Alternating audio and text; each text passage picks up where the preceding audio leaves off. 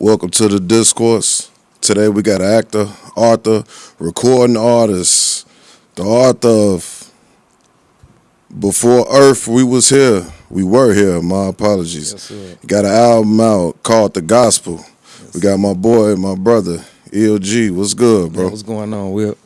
Man, in here, blessed. Happy to be here. Happy to talk. Before you tell the people, get them a brief summary of who you are, I want to read something you posted a few months ago. Mm-hmm. It say, rich in spirit, I made songs, videos, movies, and performed live on stage, show after show, city to city, state to state, with my favorite artists and celebrities. Made it to Hollywood, all off faith, and never sold my soul, nor turned my back on God. Bought all the cars I wanted, stayed on rooftops, lost a lot of family and friends, dead and alive, defeated betrayal, and still smiling. But I wouldn't trade this life for nothing in the world. I'd re-rock this life twice if I could. Thankful for what I got and what's to come. Man, that was powerful, man. Just give a brief summary to the people who you are and what you got going on, man. Okay, well, I'm ELG. I'm a recording artist. I write for a lot of artists in the industry. I make beats. I produce. I don't really brag about, a lot of artists I work with because I'm a genuine person. And if I work with you I don't be wanting money out of it because my money coming in other ways. So if I do something, it's from the heart and it's a message behind it. You know what I'm saying? Everybody not the same. Some people move different, but the way I move it's a message behind my movement. You mind telling the people about the artists that you work with throughout the city? Yeah, I can tell you about the artists, but you said something about the status. You know what I'm saying? So I'm a brush up on that, and then I'm gonna come back to it. So about the status. You know what I'm saying? So yes, in order to be great in life, you got to be betrayed. It just come with it. It come with the territory, but it's a lesson that come with it. You know what I'm saying? So you're gonna grow. You know what I'm saying? So back in the day, I would probably hit somebody if they said something crazy to me, call me out my name. In today's time, I look at them and know, okay, you don't know no better, and I walk away. So it's growth with that. So yeah, I defeated betrayal, and it's like every time I defeated betrayal, somebody tried to betray me, it's like God elevated me to another level. And I end up in places I never thought I can be. I end up on stages I never thought I could see myself in. But I always vision myself being around in these type of environments, you know what I'm saying, spreading messages. And if you believe that, God gonna take you where you need to be, and he gonna relay that message the way it's supposed to be relayed. That's what's up. So how old was you when you got into the music?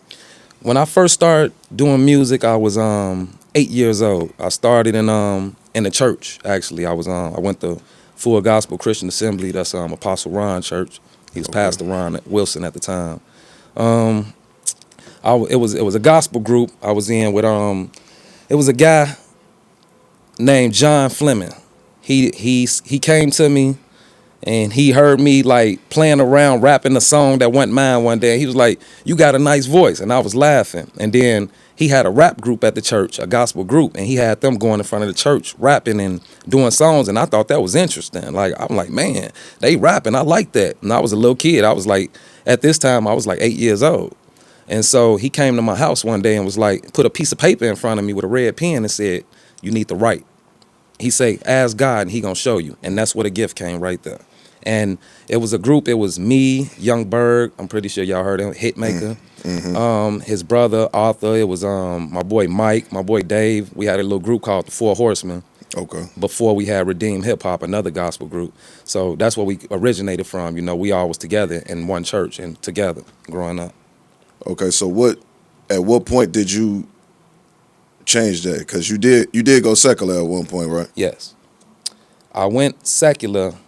I went secular from growing up around my friends, just listening to Jada Kiss and Styles P and listening to real rappers. You know what I'm saying? I like to play with words. I like Twista, Benny Siegel, Eminem. I like those type of artists. So I wanted to do it. You know what I'm saying? I had an art for battle. So it started off, we was just battling for fun, you know what I'm saying? And then it went from there. It went to the music game. Okay. Getting up with Shauna and all them.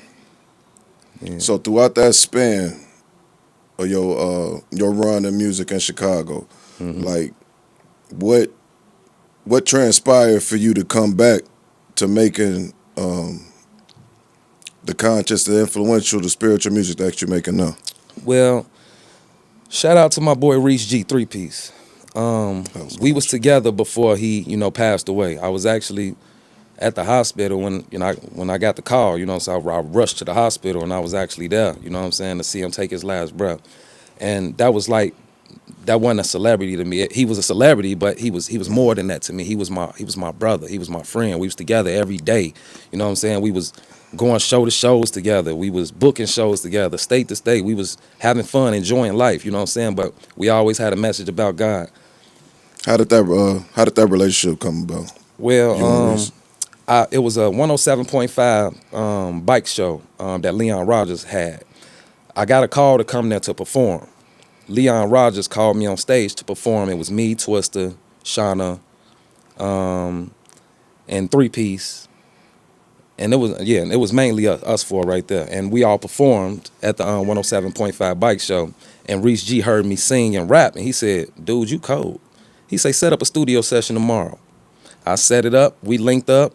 We got Shauna in the studio. We started making tracks. We started making music. We was building something. Chicago legends. We was coming together with unity, showing people real powerful music. But what made me change, it was like after Reese died, I seen the environments we was in, and I was like, I always felt weird when in those environments, like I really not supposed to be here. But at the same time, I was the example. I was showing people like, nah, we not finna do this. We not finna go over there today. Nah, they finna go on about their business. We finna go home. We finna do this. You not finna get drunk. You not finna do. It was structure. It was levels to this. You know what I'm saying? So that's what it was around. It was like we was helping each other. It was brothers building. Ben One was around us. It was all brothers. Delroy Woods. It was all the main people in Chicago that really got talent. We was bringing it together. And what made me see something different was, besides all the fallouts, that we all had, I seen how the devil can easily come in, everywhere we was at. I seen the devil there, and I seen how he was provoking, and I seen the lustful music, and I was like, so we can make feel good music without talking about drugs, without talking about sex all the time. I mean, it's cool to have sex when you're married and all that, I understand that, but at the same time, we don't want to lead by example, and have people thinking that's the main thing to do. It's other ways to make music. You could talk about testimonies, lives, and things like that. So with that type of mindset, I started to make those type of songs while I was around them, and I kind of faded all the way into complete gospel. I can't go back. Can't have one foot in and one foot out. Right. So you've been in the Chicago music circuit, I want to say, since the beginning of the Renaissance, like early 2000s. Yeah, mm-hmm. What's your thoughts on the state of the culture in the music sector in Chicago? Well, the music in Chicago, it went from a fast-paced city to a kind of slow-paced city. We used to rap fast, we used to move fast, we used to footwork fast. Everything was fast-paced here. Then it kind of like slowed down a little bit, but it's like the music here, we got a lot of legends here. We got Kanye, we got Common, we got Twister, we got Shauna, we got Crucial Conflict. We got a lot of people that come from here. And with that being said, we need to lead by example, So it's like, with us being older, we need to set an example for the younger people because they going off of what they see, And if they going off what they see, that means we the problem, we the fault. So we got to change that. So that's what I feel about the music. I feel it's dumbing down, and we don't need that. We need to uplift. We need more uplifting music. Shout out Chance the Rapper too. He doing his thing, making gospel music, and they kind of threatened by that right now. Did you see the Fuck the Streets movement? I think it was 21 Savage who started it, and there was a lot of backlash from people that's in the street saying how could he say it. Some people agreed with him, some people didn't. What was you shocked when you seen it, or you didn't really think nothing of it? Well, I know the level of mindsets of people on earth, and I know a lot of people don't really have a lot of great understanding of things. So with that being said, when it comes to the street, nobody is saying like F the streets as in, F y'all, what y'all did, but at the same time, who gets mad at somebody for saying F the streets? You know what I'm saying? Right. The streets is only leading you blind. So who gets mad at that? No matter if you did this in the street, you got that in the streets helped you do this. F the streets, because these kids is dying in the streets. So why would you keep praising something like that about the streets? No, I love y'all street niggas, but F the streets. I feel that to the fullest. You know what I'm saying? They need structure. They don't need no more people praising street life. What's the streets? Everything not of God. Yeah. Destruction, death. Warning comes before destruction. They better get it. Yeah, it was a lot of people who, didn't didn't rock with that statement, man. Nah, a lot of people was upset about that, but that shows the lack of growth in them. It shows the lack of wisdom, the lack of understanding. But a lot of people don't know what knowledge, wisdom, and understanding is. You have to have knowledge to have wisdom to even understand. Facts. A lot of people don't have it. Everybody's not gonna have it, but people need to start listening to people that do. Otherwise, the blind will perish for lack of knowledge. Most definitely. So when you hear the term, I should say, when you hear the term street culture, what come to mind? When I hear street culture, I hear everything bad in today's time because of what I see. When you hear rap music, when you hear like Lil Baby Chief do it, them my little dudes and all, you know what I'm saying? But at the same time, what they talk about, kill that nigga, run up on them, shoot him, on them, sucker, that it's all negative. You see what I'm saying? Like what a storyline in it? Like where your testimony at? Like where's the structure? Where the change? Where the results? Where the bars? You just speaking negativity, and when you speak words manifest. And you don't even know what you're doing. You thinking you just rhyming, having fun. You not rhyming, having fun. You manifesting darkness because you're not speaking no positivity. And you leading the blind. You leading the people out there that's watching you, making them think that's okay to do. And it's not. That's why I say it's up for us to change it. It's up for us to be the example. Let's jump into the book, bro. Before Earth, we were here. Mm-hmm. You was talking to me about, I slipped. I guess I ain't doing enough research because I thought another book was, I thought it was, They Tried to Dim My Light, Generational Curse Breaker. I thought that was your first book, but you actually got a book out now. Yeah. They Tried to Dim My Light, the Generational Curse Breaker is actually the second book I wrote. Okay. And I was supposed to been published that, but I was going to wait to the beginning of this year, and I'm going to publish it this year to get the fresh start. But before Earth, we were here. That book was about a near-death experience that I had where 6 people did a home invasion on me, stabbed me up 11 times, came in on me, and I got away. It was a spiritual moment then, too, and I'm pretty sure the people that did this to me would tell you the same thing. When they opened the door pushed them back, and I was able to get up after they did what they did and go down the hallway, but I fought my way out. I mean, I didn't let them do what they did. It was 6 of them coming with full force, so I had to fight. So by the time I got out my door, ran down the hallway, you know what I'm saying, I ran to my boy crib. He picked me up and took me downstairs, and I ended up in the hospital. But when the ambulance got there, they had to airlift me from one hospital to another. When I got airlifted, I was like gone. I was like out of. I wasn't here. God took me. I was literally had a near-death experience, heaven and hell. And when you have a near-death experience, heaven and hell, there's nothing a man can tell you when you come back to earth. You come back with knowledge like you've never even, like never before. It's knowledge, it's an understanding that you can't even really explain to people. It's a quick download. When God take you, he take you. When he show it to you, he show it all to you. He don't show you a piece. He show it all. So how can you explain all of it when God show it all to you? He's showing it to you. You can't explain that. So you had no recollection of that experience? Yes, I do. So with that, when that happened, that's why I wrote the book. When he took when God took me, he took me to a piece of heaven first, and I was standing there. The book explains it. When I first got there, it was like, don't you know how people see clouds and stuff? It was kind of like that feeling, but it was a long line full of people, like entities, like people that look just like me. So they was probably ancestors or something like that I was looking at, but the entity that came to me was like a see-through figure, and he looked like my grandfather, and he was telling me to come to him. But I didn't go to him. I went to the left where I seen this big old wheel with a line full of kids. And I went over there to the kids, and they all pushed me they knew me by name. Every time I try to think of the name, I can't remember it. But when I was there, they was calling me by the name, and I knew it fully. They pushed me to the front of the line, and they pushed me into the rapture games. When they pushed me into the rapture games, it sent me to hell. And when I went to hell, I had a whole experience of what was down there. Like it was like a room we was in at first, and it was like 4, 5 other people that with me, and we all looking confused, trying to figure out how we got there. Like, did you die? Like, what's going on? And then out of nowhere, we just end up walking down a dark tunnel, you know what I'm saying? We start seeing things, you know what I'm saying, like wheels going around in circles with flesh hanging from them, and we seeing weird darkness, and we smelling a unbearable smell that you can't even really take. Like you can still smell it to this day, like even after thinking about it. You know what I'm saying? It was like a boiled rotten egg smell and a dead smell. It's a stitch that you don't even want to breathe. So when God took me to hell, whatever, He showed me like basically like the souls that didn't want to be there. And there was a lot of souls that was cursing them out, still blaspheming, but it was a lot that was still like feeling sorry for what they did. So the book explains fully, you know, I don't really want to break it all the way down, but if you read the book, it speaks on a entity named Lucy. And that's what me and you was talking about earlier, how we could sense, you know, things going on lately that ain't right.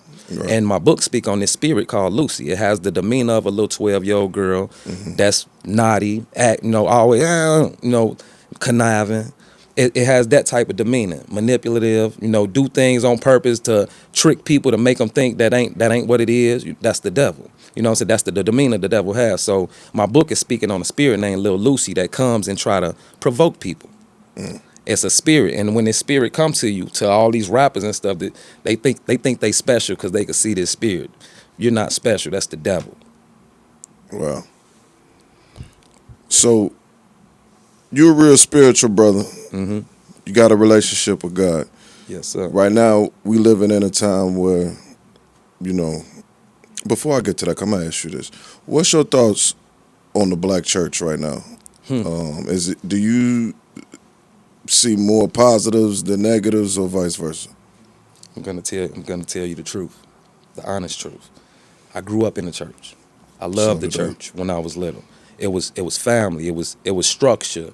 It was love. It was soulful. We go to church. We learn something. I learned the word. We had Sunday school. You had vacation Bible school, Sunday service, Wednesday service, choir rehearsals. So I was in it. I was getting the full experience of it. Now in today's time, it's more of a show. It's more of a lot of people preaching to the crowd. You just preaching to the congregation. See, Jesus, He sat with sinners, but He didn't sit with sinners. When He sat with them, He didn't judge them, but He spoke to them. Mm-hmm. And that's what we supposed to do. We supposed to go out more into the world. And today is more of a fashion statement. Like I just seen a pastor, Jamal Bryant, I believe that's who it was. It was one of them. Yeah, I believe that's who it was, one of them. But he posted something with his wife and some clothing. I seen that. Yeah. And a lot of people saying, y'all people are judging this woman for how she's dressed. There's nothing wrong with that. But it is something wrong with it when you're in leadership. When you're in any type of leadership, it's a certain way you have to present yourself because you don't want to cause others to stumble and you don't want to lead them astray. So with that being said, you have to be presentable in everything you do. You know what I'm saying? You can't do what the other people do. It's nothing wrong with it, but it is when you're in position. And the Bible speaks on that clearly. So if you know the word, you understand why that was wrong. It's not judging when you know the word. But if you don't know the word, you're gonna say you're judging because you like that. You want that to fit you. But it's levels to this. Facts. Yeah, I saw that and I didn't really, like, if I was a pastor, I'd tell her, you gotta go and take that off. Say that for later. Exactly. Say that for me in the room. Yeah. Yeah. Are you familiar with Jamal Rashad? Yeah. Like, when you hear brothers like that proclaim themselves as God or try to tell others that we are gods, like, what do you say to people who proclaim themselves as gods? Okay, well, for one, I would say create a human without having sex. That would be the first thing. The second thing would be like how I feel about those type of people is I feel they have a piece of knowledge, but they don't have full understanding of what they doing. That's why God say learn from me, not the world. You know what I'm saying? So it's better to learn from God what they're doing than learn to them, because you're going to be talking to different familiar spirits and thinking you're God and convincing yourself that you are God. No, we are little G's. Little G's mean we are a piece of God. We are a piece of the big G. You know what I'm saying? So we are a God, but we're not the God. We can't create. We can procreate. We can't create. We're not the creator. So with that being said, you are not God. You are not Hova. You're not Jay-Z, Hov. No, you're not that. And it's blaspheming when you say that, because you can see the rising of the eyebrows when they say it. I'm God. I'm God. Like, bro, why you so mad? Like, loosen up. I think they heard that verse where they said we were all made in the image of God, and they just took it. Yeah, they took it and ran. Took it way That's left. why you got to read before that scripture and after that scripture. Right. You can't just read that scripture and say, this what this said. Why do it say this? You can't do that. You have to read it because majority of them are stories about people in their life. You know what I'm saying? So if you understand a story about something somebody went through in their life, you understand you can go through that same story too. And it teaches you how to overcome that situation. So the Bible is not against you. Yeah, you got a lot of people that don't even like. They think the Bible is just full of fake fairy tales, and the white man manipulated the Bible, which they did. But if you know the facts about it and what happened, you can still, pick and pull from it. Yeah. But what you think? What you say to the people who because the Romans did take the book and manipulate it, but like, what do you say to people who say we worship a white Jesus and just this stuff like that? Like, what do you say to that? Jesus said, my sheep will hear my voice. We know right from wrong. You know what I'm saying? So with that being said, a lot of people try to say it's a white man Bible because they watch a lot of slave movies. And when you watch slave movies, the white man say, it's okay to beat your slave. So they read that part in the slave, but they don't understand what slavery was. Back in the day, they had slavery. Everybody was slavery, but it wasn't slavery that y'all think it was. You know what I'm saying? So they say this is a white man thing. So when the white man did that and actually put the people in slavery, they didn't know how to read. So they had no understanding of the word. So they was saying, that's the white man. No, we ain't going at that devil Bible. I would say that too if somebody told me, yeah, this Bible says it's okay to beat your slave, but you don't read before or after or understand it was a story about something. You see what I'm saying? So it's easy to trick people that way. And then you got a lot of Catholic churches, the Roman Catholic, who put the white image of Jesus. Yeah. But what does the book say? Right. The book says his skin was bronze. You know what I'm saying? It doesn't say anything about him being white. You see what I'm saying? So with that being said, all of the whole book is us. Think about it. Where's Europe at? How close is it to Africa? Is it in Africa? Is it very close to Africa? Can you cross the street and get there? Think about it. So how white was it? Yeah. A lot of people argument was the bronze and the bronze skin and the fiery eyes. That was a description of God, not Jesus. War hair. Yeah. Yeah. They saying that was God. They said that there's actually no depiction of Jesus in the Bible at all. Okay. Now, if you've seen the Father, you've seen the Son. Smart man. That's the answer. Exactly. You can't have one without the other. So when a lot of people try to say Confucius this, Buddha this, Muhammad this, you can't compare them to Jesus because none of them never said they were. When you see the Father, you see the Son. Before Abraham, it was me. None of them never said that. None of them never did what he did. Right. They were great prophets. Some of them were used by the devil because the devil comes as an angel of light. But some of them were actually great prophets were teaching. But it goes back to Jesus being he came to fulfill. You know what I'm saying? Like Jesus came to show you, to teach you about the kingdom of heaven, to show you the kingdom of heaven is within, to show you like we don't got to judge each other. Like throw the first stone in. You see what I'm saying? That's what he was telling people. You know what I'm saying? When they was trying to abuse the woman and stone her because they were saying she was adultery. So Jesus had to step in and let them know, like, hey, bro, y'all ain't finna do this to her because y'all seeing y'allself. So a lot of people take that and say, only God can judge me, you know what I'm saying? But God is telling you to live righteously. He not telling you don't judge. He's telling you to judge righteously. Like, if you see your bro and he drunk, you're going to tell him, like, bro, you drinking too much. And he might say, you judging me. That's not judging me, bro. That's lifting my brother up because I want to see you do better. That's called righteous judgment. And the world don't understand what righteous judgment is from unrighteous. And then you got a lot of people in the church who really judge unrighteous, who make people like me who judge righteously look wrong. Right. How long did it take you to recognize the voice of God? Because you spoke a lot on hearing God's voice. A lot of people battle with, is it consciousness or is it God? Like, how long did it take for you to recognize God's voice? Well, you see how your demeanor is? Mm-hmm. You won't really know when God come through you because he created you. He knows your demeanor. He knows how to come straight through you and talk to the person sitting next to you and you would think it's you. So you have to understand, you have to know when God is speaking and when it's him and when it's you. Mm-hmm. You know, you can't give yourself full credit for things that God is doing. So that's how you know. So the good in you The good thoughts, all the positive, the high vibrations, that's God. Anything negative is the devil So you saying you can hear God's voice through others? and the devil. Explain that. Well, I was Hearing born with God's it. voice through the devil. I was born with this gift. When God comes to me, it's while I'm asleep. It's 2:30, 3 in the morning. He might wake me up sometimes. Sometimes he'll have me just lay there and just be talking to me. Tomorrow morning, I want you to make this status. Tomorrow morning, I want you to talk about this. I want you to move like this. I want you to go over here and get that woman this. And I just move. I just listen.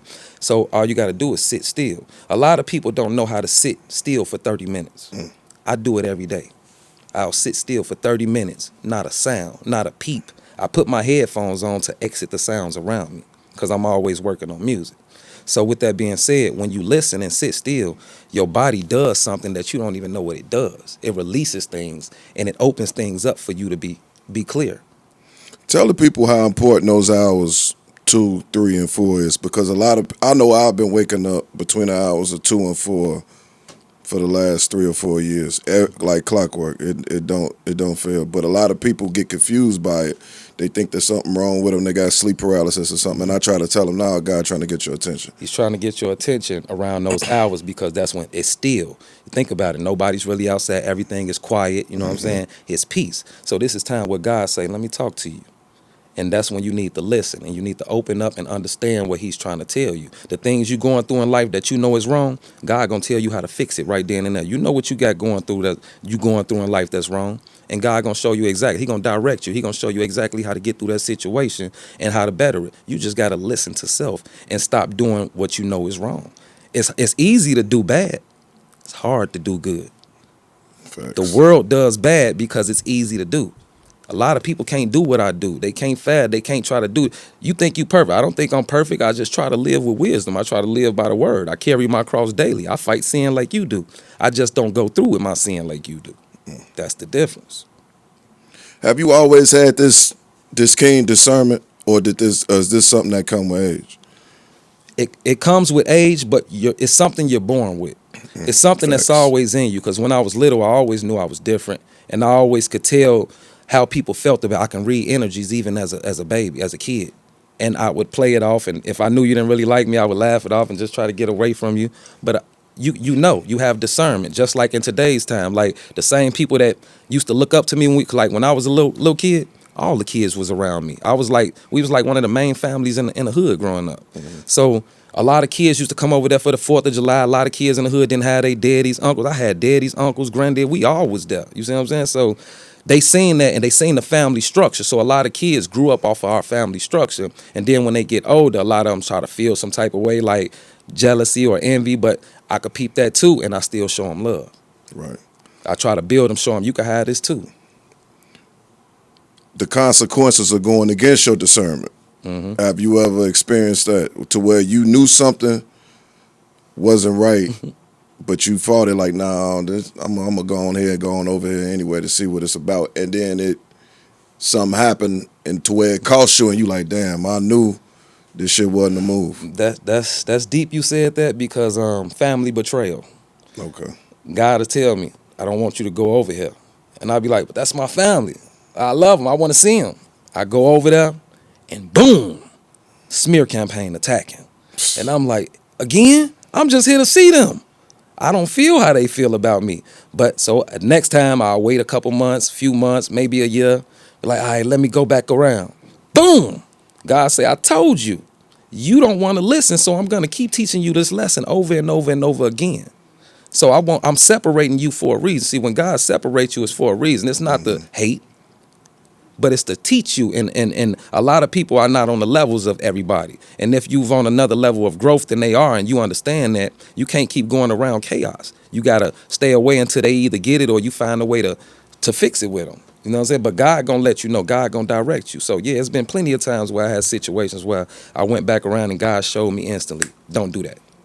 You spoke a lot about betrayal today. Like how you probably answered this, my fault for asking a double question, but how have you dealt with betrayal over the years from family and friends? Well, I've been in California a lot, you know what I'm saying, lately. You know what I'm saying, for the last 7 years, you know what I'm saying, I've been back and forth. And I go out there, I get a peace of mind, you know what I'm saying? And when I come back here, it's easier to deal with the stuff and let it go by getting a peace of mind, by getting a break. See, a lot of people stuck here. A lot of people don't leave off their block. A lot of people don't even go downtown. A lot of people don't even know how close Hotchkiss is to Chicago. You see what I'm saying? A lot of people don't even know you can go straight down the street and you right there to Naperville, down the Grove. It's all right here. You don't even have to get on the expressway. No, you don't. So with this being said, I know my city. You know what I'm saying? And with that, you know what I'm saying, it comes with you dealing with people. So you're going to deal with all kind of different demeanors, you know what I'm saying? So you're going to know when somebody's trying to betray you or not. And you know how to deal with it.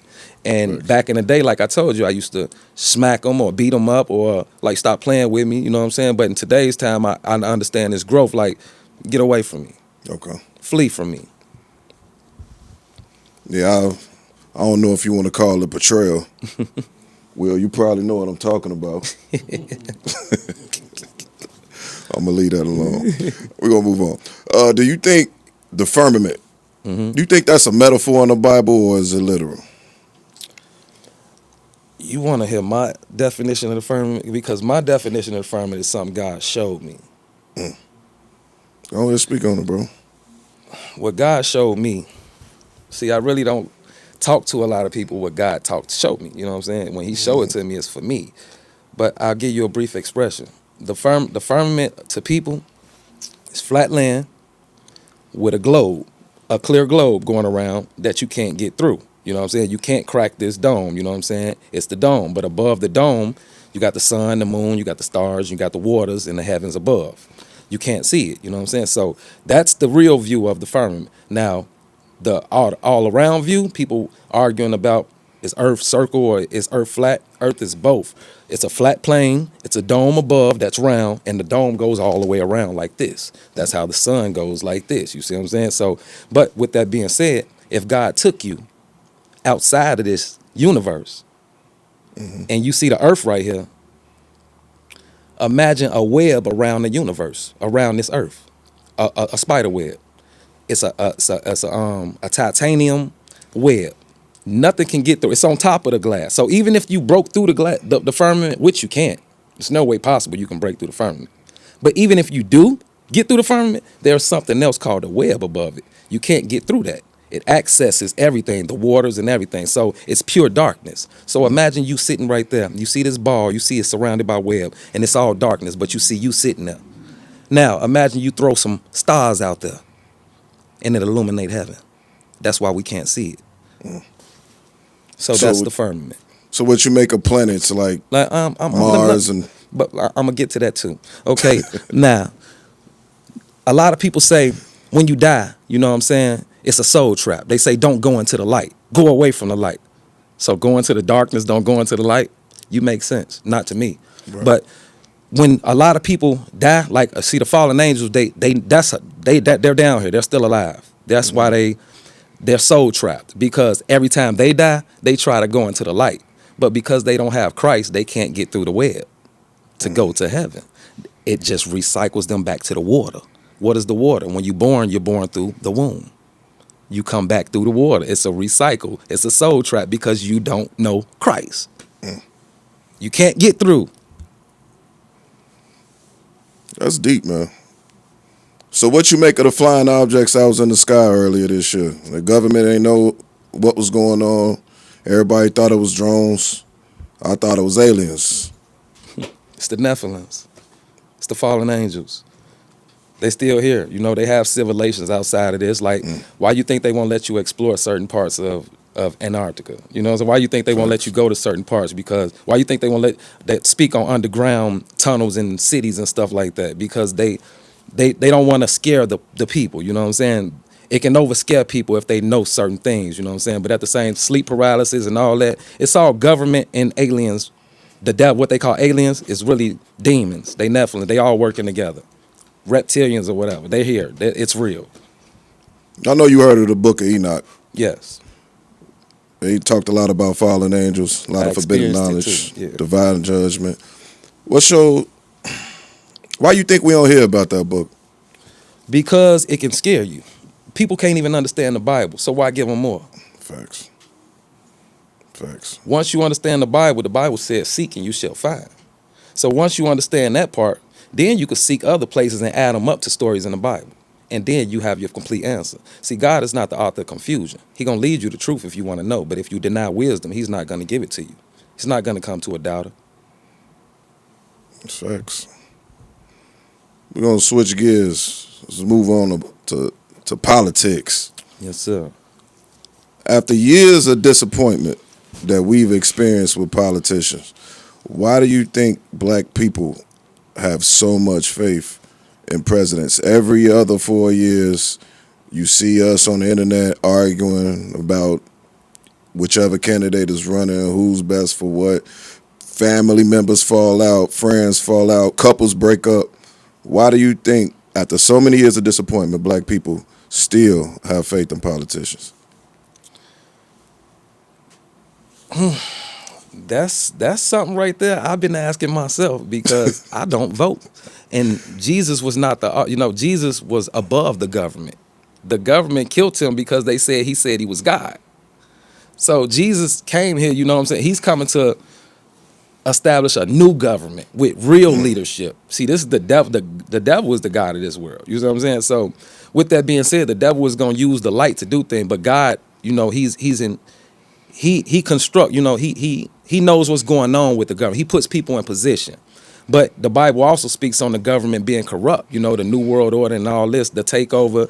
So it's in play right now. So you can't trust nothing. You can't trust no Democrat. You can't trust the Republican, because we've seen both sides completely run in circles.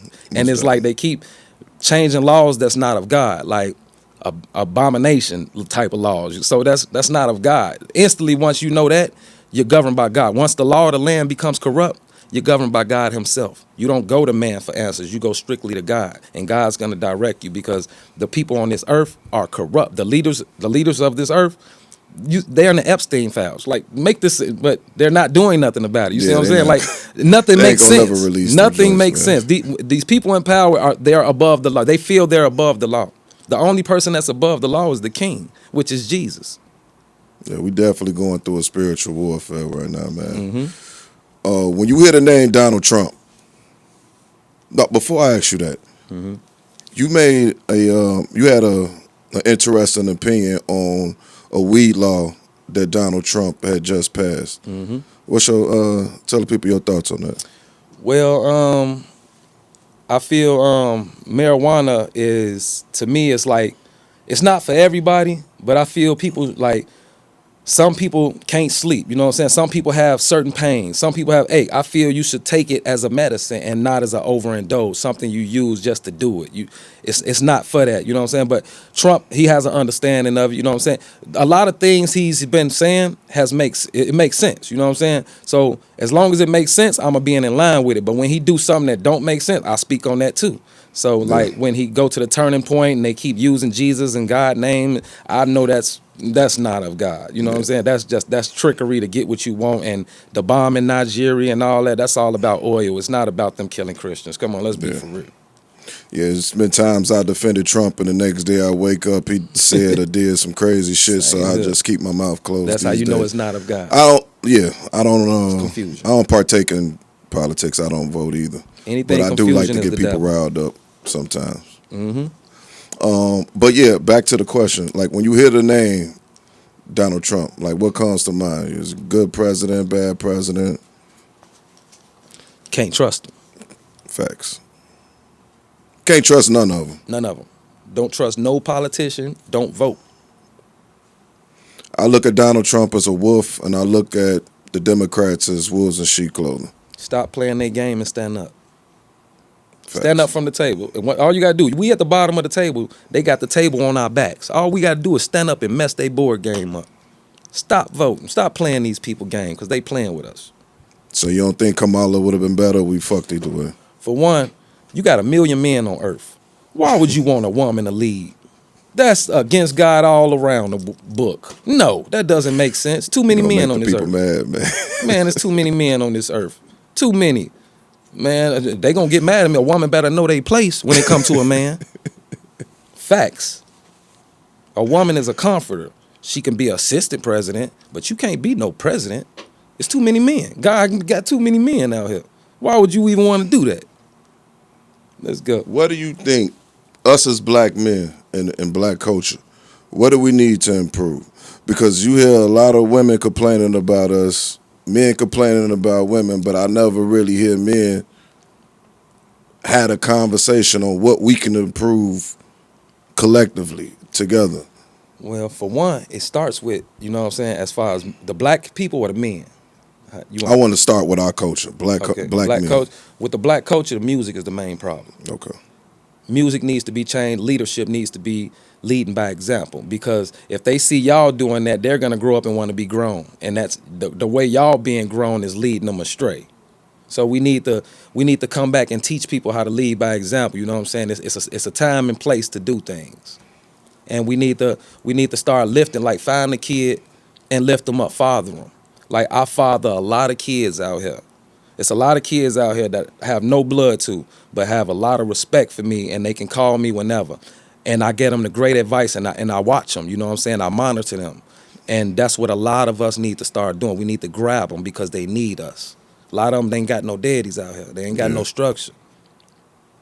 Yeah, I know you seen that what happened with that young lady and them kids at that school, man. It was very unfortunate. Man. I just feel like the kids need more programs, man. Yeah, the kids They need more programs in the they city. need more programs, definitely. You know what I'm saying? They don't have nothing fun to do here. You see what I'm saying? Especially when you got a city structure, how Chicago is. It's a dark structured city.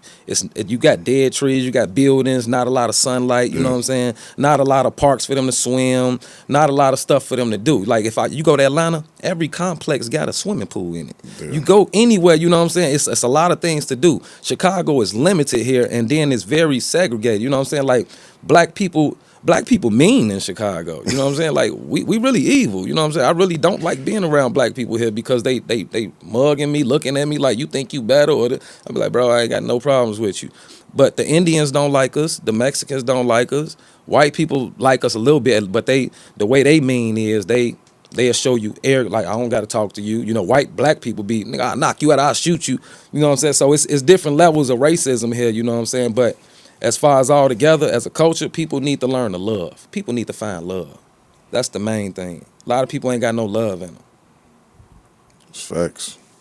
Before we go, man, tell the people about the book that you got coming out. They tried to dim my life, generational curse breaker. They tried to dim my light, the generational curse breaker. That book there, you know what I'm saying, is basically speaking on a lot of betrayal that I've been through, you know what I'm saying, and how I overcome it. And it's a lot of results on how to better yourself. And I feel anybody that read this book, from the people that betrayed me to the people that never been betrayed, or, you know what I'm saying, people will have a perfect understanding on how to go about life just by reading that. They tried to dim my light, the generational curse breaker. If you the generational curse breaker, God sent you here to fix that family. God sent you here for a reason. So if God separates you, he's separating you to teach you how to fix that family and break those generational curses that haven't been broke. That's why you're here, because they haven't been broke by the other ones. Like my granddad, he was locked up. He did life in prison. Since I was born, he was locked up. My visits with him was to the prison, you know what I'm saying? But from the prison, he put wisdom in me. So he went to jail for me. I didn't have to go to jail. I didn't been to jail before, you know what I'm saying? Didn't fought everything, did everything. But I'm not there now. That's not my position. He did it for me. So with that being said, all the ancestors before me, they built it up for me to break this generational curse that's happening right now. For every young person or unaware person, because wisdom don't come with age. Mm-hmm. Explain the importance of knowledge yourself. Because I think a lot of people, they don't know who they are, and they just living out an image that they see on the internet. Knowledge is you have to be able to peep something, you know what I'm saying? Then you get a little wisdom. Once you get a little wisdom, you know what I'm saying? The wisdom is, okay, I'm comprehending. Then you get the understanding. And once you get the understanding part, then that means you know how to understand the passages you read. You know what I'm saying? You're no longer completely lost. You know what I'm saying? So it's like you got to grow, you know what I'm saying, with the knowledge, the wisdom, and understanding. So in order to get knowledge, you have to be around people who know something, who've been somewhere, not people telling you, you know what I'm saying, the wrong thing. You know righteous talk from wrong talk, you know what I'm saying? And a lot of people get stirred wrong, but a lot of people get stirred right. So a lot of people got knowledge of a situation, but they don't have enough wisdom to understand the full thing, the full story. I was saying knowledge, not knowledge in itself, but knowledge of self, like knowledge of who they are. Yeah, knowledge of who. How do people get knowledge of who they are? Yeah, the importance of it. Because I don't think a lot of people really, I think they know who they are, but I don't really think people really did the shadow work to really understand who they are or the importance of that.